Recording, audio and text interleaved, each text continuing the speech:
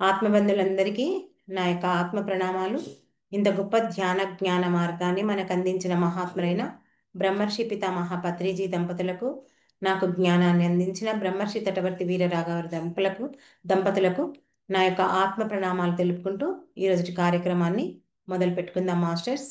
ఈరోజు మనం తెలుసుకునే విషయం ఏంటంటే, ఎవరో వస్తారని, ఏదో చేస్తారని. ఈ విషయం గురించి మనం తెలుసుకుందాం. ఏంటంటే ఇక్కడ ఉద్ధరేదాత్మ ఆత్మానం ఆత్మానమవ సాధయేత్ అంటూ శ్రీకృష్ణ భగవానుడు మనకు భగవద్గీత ద్వారా చెప్పాడు. ఏమని చెప్పాడు? ఎవరి ఆత్మలను వాళ్ళే ఉద్ధరించుకోవాలి అని విషయం మనకు చెప్పాడు. మరి ఆనాపానసతి ధ్యానం ద్వారా సకల మానవాళి స్వీయ ఆత్మ దర్శనం చేయించినటువంటి బుద్ధ భగవానుడు కూడా తన జీవితం ముగిసే ముందల తన ప్రియ శిష్యుడైనటువంటి ఆనందుడు అనే శిష్యుడికి అప్పో దిప్పో భవ అని తన యొక్క చిట్ట చివరి సందేశాన్ని ఇచ్చాడు. మరి ఇలా ఏ మహాత్ములు అయినా ఎవరి వాస్తవాలకు వాళ్ళే కర్తకులు, ఎవరి వాస్తవాలకు వారే సృష్టికర్తలు అని చెప్పారు. అంటే ఎవరిని వారే ఉద్ధరించుకోవాలి అంటూ స్పష్టంగా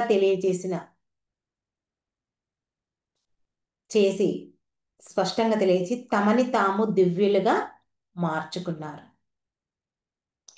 మరి ఇవన్నీ మనం వింటున్నాం, తెలుసుకుంటున్నాం, చూస్తున్నాం కదా. మనకు అంటే చూస్తున్నామంటే గురువులు చెప్పే విషయాలను మనం అన్నిటినీ వింటున్నాము. అలాంటి వ్యక్తులు ఎవరైతే తమని తాము ఉద్ధరించుకున్నారో అలాంటి వ్యక్తుల్ని కూడా మనము చూస్తున్నాం. అయినా ఇవన్నీ మర్చిపోయి మన యొక్క బాధలకు, కష్టాలకు, నష్టాలు మనకు వచ్చినప్పుడు ఎవరో మనల్ని రక్షిస్తారని, కాపాడుతారని ఎదురు చూస్తున్నాం. ఈ జన్మలోనే కాదు, ఎన్నో జన్మల నుంచి ఇతరులపైన ఆధారపడి మనం జీవిస్తున్నాం, బ్రతుకుతున్నాం. ఈ ఒక్క జన్మలోనే కాదు. మరి చూడండి, తాత్కాలికంగా మనకు ఒక సాటి వ్యక్తో లేదా దేవుడో వచ్చి రక్షించారే అనుకుందాం. అది తాత్కాలికమే. అది దాన్ని ఏమంటారంటే ఇంకా ఆధ్యాత్మిక పరిభాషలో ఎండమావుల వంటి జీవితం అని చెప్పొచ్చు. చూడండి, మనకు ఆకలేసింది, ఆహారం లేదు మన దగ్గర. అలాంటప్పుడు మనకి ఎవరో ఒకరు సహాయం చేస్తారు. ఎన్ని రోజులు చేస్తారు? ఒక రోజు, 2 రోజులు, మహా అంటే వారం చేస్తారు. కానీ జీవితాంతం అయితే ఎవరు నీకు ఆహారాన్ని అందివ్వరు కదా.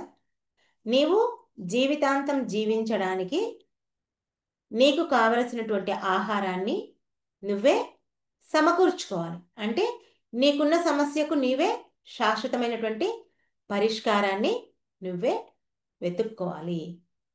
అలాగే మనం పరమాత్మలం అన్నది నిప్పు లాంటి నిజం. అయితే మరి మనం ఇక్కడ ఏం చేస్తున్నాం? ఈ ప్రాపంచిక మాయలో పడి మనం పరమాత్మలం అనే సంగతి అజ్ఞానం అనే ఈ నిప్పు కప్పేసింది. అజ్ఞానం అనే నిప్పు కప్పివేసింది. అంటే ధ్యాన జ్ఞాన సాధన ద్వారా మనం ఆ ఆత్మజ్ఞానాన్ని, ఆ అజ్ఞానాన్ని ధ్యాన జ్ఞాన సాధనల ద్వారా మనం ఆ అజ్ఞానాన్ని ఎప్పుడైతే తొలగించుకుంటామో మళ్ళీ మన ఆత్మ ప్రచండంగా ప్రకాశిస్తూ ఆ పరమాత్మ యొక్క తత్వాన్ని ప్రదర్శించగలుగుతుందంట.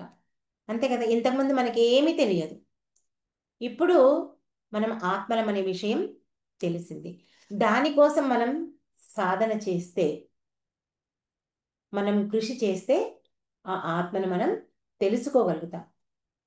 ఎవరమైనా సరే, ఎన్ని రోజులైనా సరే ఈ భూమిపై ఏదో ఒక రోజు ఈ దేహాన్ని వదిలి పైన ఉన్నటువంటి ఆ ఆత్మలు, ఆ వెలుగుతున్నటువంటి ఆ ఆత్మలు, అనేకమైనటువంటి ప్రకాశవంతమైన ఆత్మలను కలుస్తాం మనం. ఇక్కడే ఏమి ఉండం, మనము ఆత్మలమే, పైన ఉన్నవి ఆత్మలే, అక్కడ వెళ్ళి కలుస్తాం. మరి ఇన్నాళ్ళు ఈ భూప్రపంచం ఏం చేశావు అని అంటే వెళ్తాం. వెళ్ళిన తర్వాత అడుగుతారు. ఎవరు అడుగుతారు? ఇప్పుడు చూడండి, మీకు అర్థం కావాలంటే, మనం ఎక్కడికైనా వెళ్ళామనుకోండి, మీరు ఏం చేస్తుంటారు, ఏ ఊరు మీది, ఏంటి అని మనలో ప్రశ్నిస్తుంటారు కదా. అట్లాగే మనం పైలోకాలకు వెళ్ళినప్పుడు ఈ భూప్రపంచంలో ఇన్ని రోజులు ఏం చేశావు అని ఆ పైన ఉన్నటువంటి మనకంటే సీనియర్స్ అడుగుతారంట. అంటే మనం అప్పుడు చెప్తాం, ఏంటి, భూలోకానికి వెళ్ళాను, పెరిగాను, పెద్దయ్యాను, పెళ్లి చేసుకున్నాను, పిల్లల్ని కన్నాను, ఏదో బ్యాంక్ లోన్ తీసుకొని ఒక ఇల్లు కట్టుకున్నాను, కొంత బ్యాంకులో డబ్బును జమ చేసుకున్నాను అని చెప్తే వాళ్ళు ఒప్పుకోరంట. సరే, అవన్నీ ఓకే, కానీ ఇంకా నిన్ను నువ్వు ఉద్ధరించుకోవడానికి ఏం చేశావు అని అడుగుతారంట. అంటే అప్పుడు చెప్తారంట, ఏంటి, ఎవరో చెప్పారు ధ్యానం గురించి, ఆత్మజ్ఞానం గురించి తెలుసు, కానీ నాకున్నటువంటి బద్ధకం కారణంగా నేను దాని గురించి పట్టించుకోలేదు.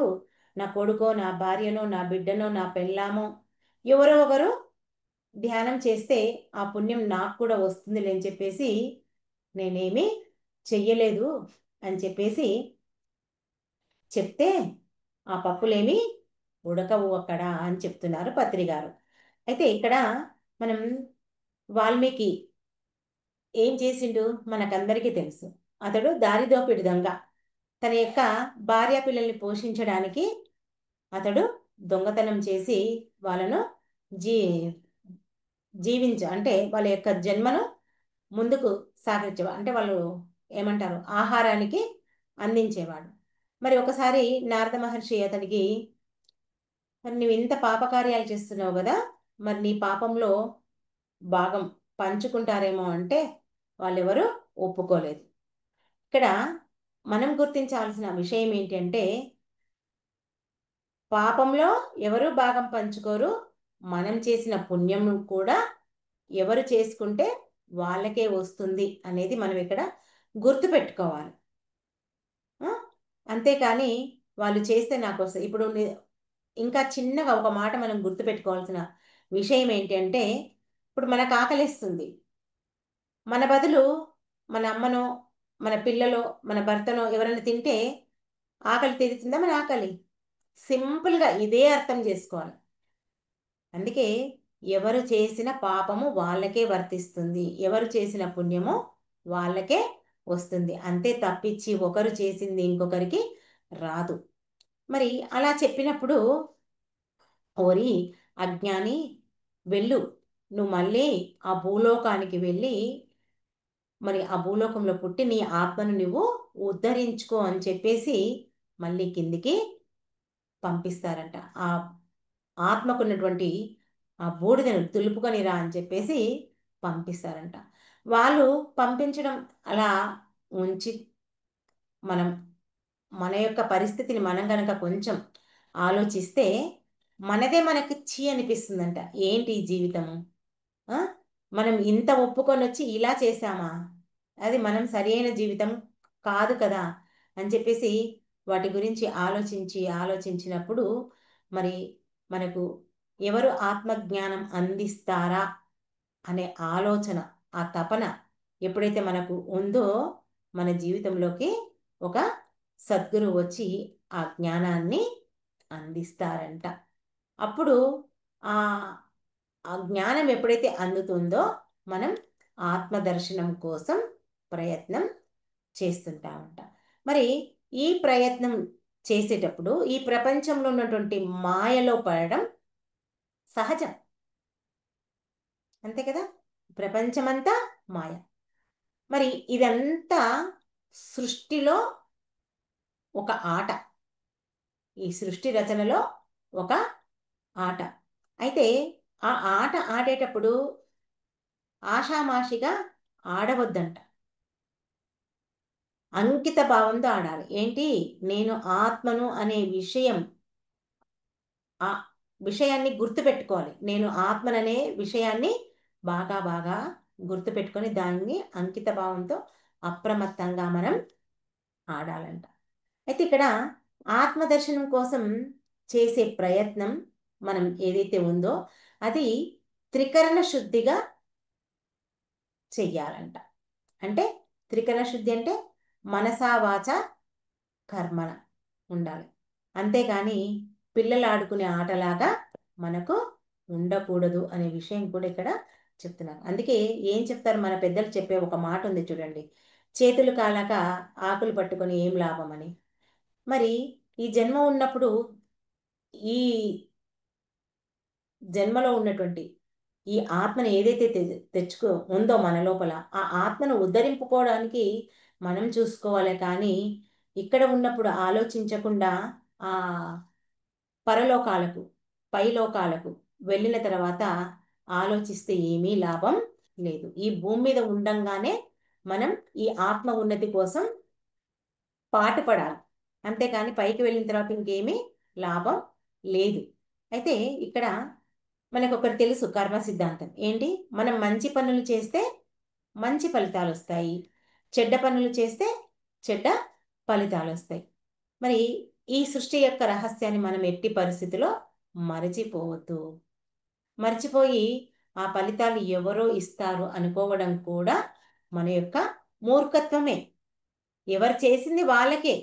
గురువు చెప్పిన మాట మనం బాగా బాగా గుర్తుకు పెట్టుకోవాలి. చూడండి, ఇప్పుడు సాటి జీవుల్ని హింసించడం పాపము అని చెప్తున్నాం. మనకు మన గురువు గారు చెప్పింది అదే కదా. మరి ఆ సాటి జీవుల్ని హింసిస్తే పాపమని చెప్పినా కూడా వినకుండా హింసించి మరి ఏదైనా ఒక రోగం వస్తే, ఓ దేవుడా నాకు ఈ రోగాన్ని తగ్గి అసలు నాకు రోగమే రాకుండా చెయ్యి అని చెప్పి మొక్కుతున్నాం. దానికి ఏమైనా అర్థం ఉందా? ఏమీ అర్థం లేదు. చూడండి, దీనికి ఏం చెప్పారు పత్రి గారంటే, ఒక క్రికెట్ ఆడే వ్యక్తి తను గనక ఆ జాగ్రత్తగా ఆ వికెట్ను ఏమంటారు, ఆ బాల్ సరిగ్గా వేయకపోతే, నేను సరిగ్గా వేయలేదు ఆ బాల్ను, నా ఆట సరిగ్గా ఆడలేదు, నువ్వు మాత్రం ఆ, వేలును పైకెత్తి చూపవద్దు, దాన్ని కప్పేసేయి అని చెప్పేసి ఆ అంపైర్ని అడిగితే ఒప్పుకుంటాడా అతడు? నువ్వు బాల్ సరిగ్గా వేయలేదు కాబట్టి నీ వికెట్ పోయిందని చెప్తాడు కదా.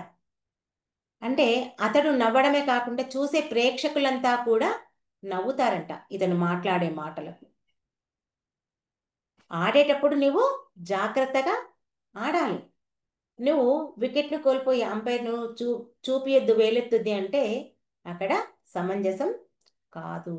మరి మనం కూడా ఆ పైలోకం నుంచి వచ్చాం కిందికి, మన ఆట సరిగ్గా ఆడతామని చెప్తున్నాం. కానీ ఇక్కడికి వచ్చి వాటన్నిటినీ మర్చిపోయి మన ఆట మనమే ఆడుతున్నాం. మాయలో పడి మనం ఆత్మలమనే సంగతి మర్చిపోయాం. మనం ఏ లక్ష్యం కోసం వచ్చామనే సంగతి కూడా మర్చిపోయాం. మరి ఇట్లాగే మన పురాణాలు, భాగవతం అనుకోండి, ఆ, మహాభారతం, రామాయణం, ఇటువంటి పురాణాలని, గ్రంథాలని గనక మనం గమనిస్తే భగవంతుడు అవతరించి భక్తుల యొక్క పాపాలను క్షమించడమే కాకుండా ఏం చేస్తాడు? ఆ భక్తులకు సద్బుద్ధిని, సత్సంగాలను, భక్తి మార్గాన్ని బోధించి వాళ్ళని మార్చుతాడు. అంతే తప్ప భగవంతుడు మార్చడానికి ప్రయత్నం చేస్తాడు. ఇది ఇక్కడ. అయితే ఇక్కడ మహాభాగవతం, మనం భాగవతంలో అజామిలుడు అనే వ్యక్తిని కనుక చూస్తే, అతడు వేషపై మోహంతో అధర్మంగా జీవిస్తూ మద్యానికి అలవాటు పడి తన సొంత భార్యను కూడా విడిచిపెట్టి ఆ వేషమోహంలో పడి జీవిస్తుంటాడంట. అయితే ఆ వేషకు పుట్టినటువంటి ఆ పిల్లల పేర్లు అందులో ఒకతని పేరు నారాయణుడు అని పెట్టుకుంటాడంట. ఆ యమదూతలు వచ్చి అతన్ని చివరి క్షణంలో పట్టుకెళ్తుంటే ఆ నారాయణ నారాయణ అని ఒక నామస్మరణ చేస్తాడంట. చేసినప్పుడు మరి ఆ నారాయణుడు వచ్చి రక్షిస్తాడంట. అంటే ఇక్కడ ఆ నారాయణుడు వచ్చి ఆ వచ్చిన అవకాశం తనకు భక్తి మార్గం ఎలా ఉంటుందని బోధించి చెప్తాడంట. అప్పుడు ఆయన నేను ఇప్పటి నుంచి నేను ఈ భక్తి మార్గంలో నడుస్తాను అని చెప్పేసి మాట ఇచ్చి అతడు తన యొక్క జీవితాన్ని సరిచేసుకుంటాడంట. అట్లా ఎవరైనా సరే భగవంతుడు వచ్చి మనం కష్టాల్లో రక్షిస్తుంటే మన తప్పుని మనకు సరిదిద్ది చూపిస్తాడట. మరి అట్లాగే మనం గజేంద్ర మోక్షము అంటాం.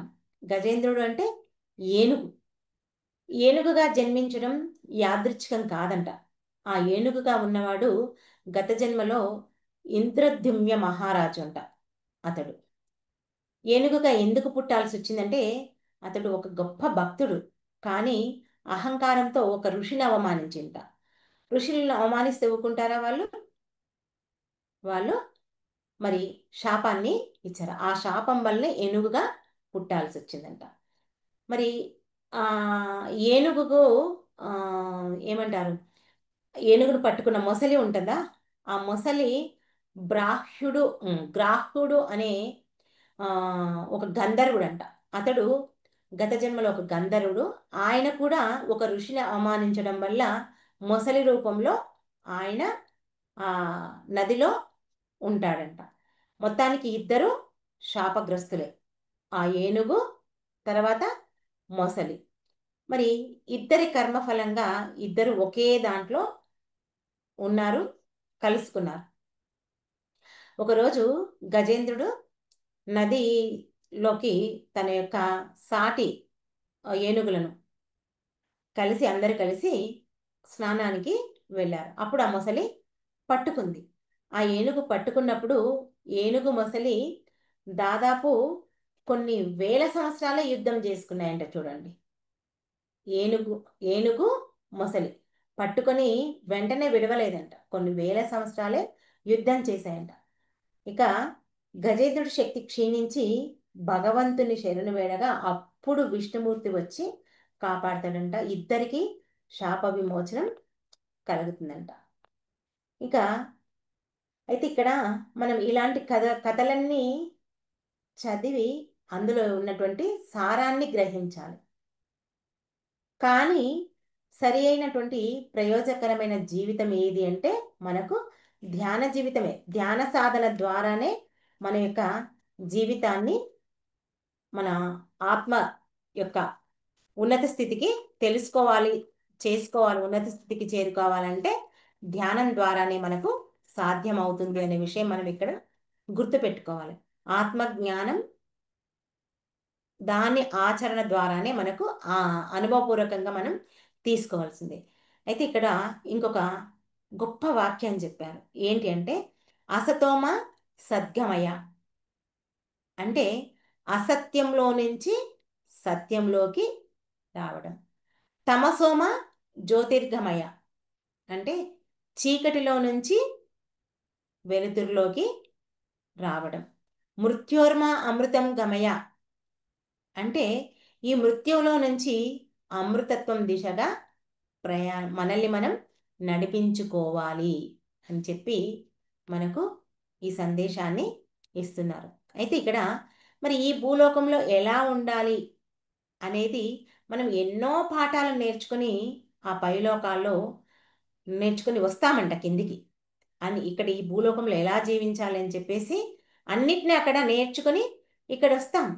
వాటికి మనం ఏవైతే నేర్చుకొని వస్తామో వాటికి సంబంధించిన పరీక్షలే ఇక్కడ ఈ భూలోకంలో మనకు ఉంటాయి. అదే ఆ పరీక్షలో భాగంగానే ఏమడుగుతారు, నువ్వెవరివి అని ఒక ప్రశ్న మనల్ని అడిగినప్పుడు, ఆ ప్రశ్న వచ్చినప్పుడు నేను ఒక ఆత్మను అని చెప్పకుండా నేను పలానా ఇంటాయనను, పలానా భార్యను, పలానా ఆమె కొడుకును, పలానా వాణ్ణి అని మనం చెప్పామనుకోండి, ఇంకా పరీక్షలో మనం ఫెయిల్ అయినట్లంట. నేను ఆత్మనని చెప్పేస్తే మనం పాస్ అయినట్లు. కానీ మనం చెప్తామా? మన పుట్టు పూర్వోత్తరాలు మొత్తము చెప్తాం.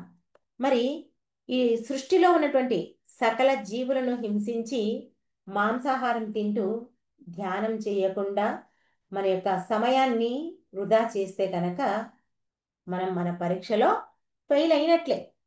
మనం ఏం చేస్తాము? అందరినీ ప్రేమపూర్వకంగా భగవంతుల్లాగానే చూస్తామని చెప్తాం. అవన్నీ ఈ మాయా ప్రపంచంలో పడ్డాక అన్నిటినీ మరిచిపోతాం. మరి అందుకే మనకు గొప్ప గొప్ప మహానుభావులు అందించిన దాంట్లో ఈ సాధన చేసి ధ్యాన జ్ఞాన సాధన చెయ్యాలి అని భజగోవిందం శ్లోకాల ద్వారా శ్రీ ఆదిశంకరాచార్యుల వరకు మనకు ఎంతో అద్భుతంగా జ్ఞానాన్ని అందించారు.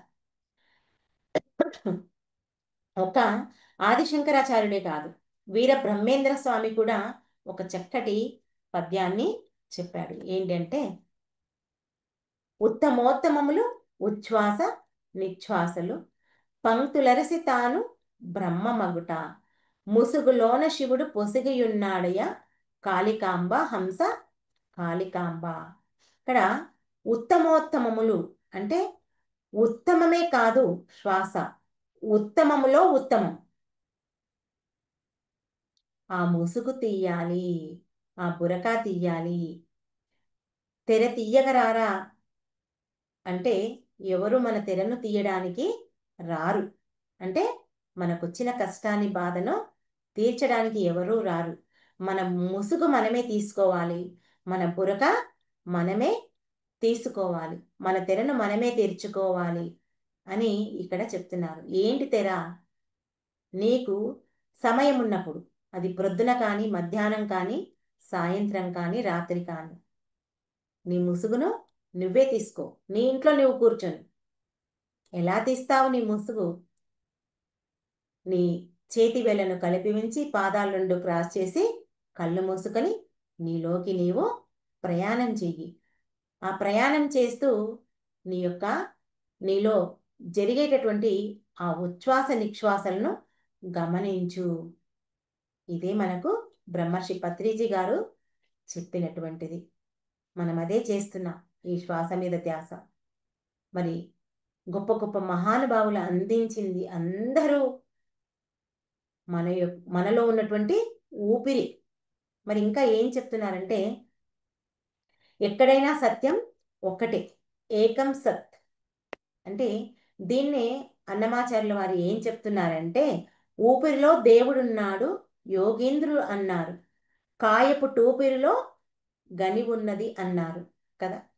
ఎవరు ఈ మాట చెప్పింది? అన్నమాచార్యుల వారు. మరి వీరబ్రహ్మేంద్ర స్వామి మనకు అరటిపండు తొక్క తీసి ఓన్లీ పండును మాత్రమే మన ముందు ఉంచాడు. దాన్ని తిని ఆరగించేది మనమే. దాని గురించి మనం తెలుసుకోవాలి. అయితే ఇక్కడ ధ్యాన జ్ఞాన సాధన ద్వారా పొందే ఇంద్రియ పాలన ఏదైతే ఉందో, మరి ఏ ఇతర ప్రాపంచిక గొప్పలు కానీ, ఏ వ్యాకరణాలు కానీ, శాస్త్రాలు కానీ, పాండిత్యాలు కానీ మనల్ని మన చివరి కాలంలో రక్షించవు అనే విషయం మనం బాగా బాగా గుర్తు పెట్టుకోవాలి. మరి సకల మానవ జాతిని ఎన్నో విధాలుగా హెచ్చరించారు. ఎవరు?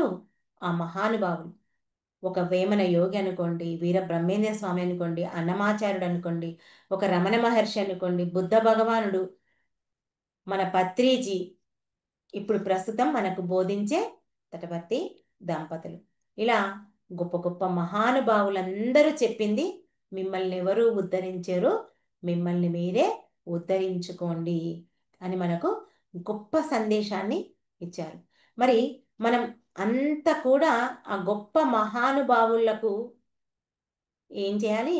రుణపడి ఉండాలి. సరే, రుణపడి ఉండామంటే రోజు ఒక నమస్కారం పెట్టుకోవడం కాదు, ఓ కృతజ్ఞత తెలుపుకోవడం కాదు. వాళ్ళు అందించినటువంటి జ్ఞానం ఏదైతే ఉందో దాన్ని విని మననం చేసుకొని మనం ఆచరణలో పెట్టుకోవాలి. అప్పుడే మన యొక్క జన్మ ధన్యమవుతుంది.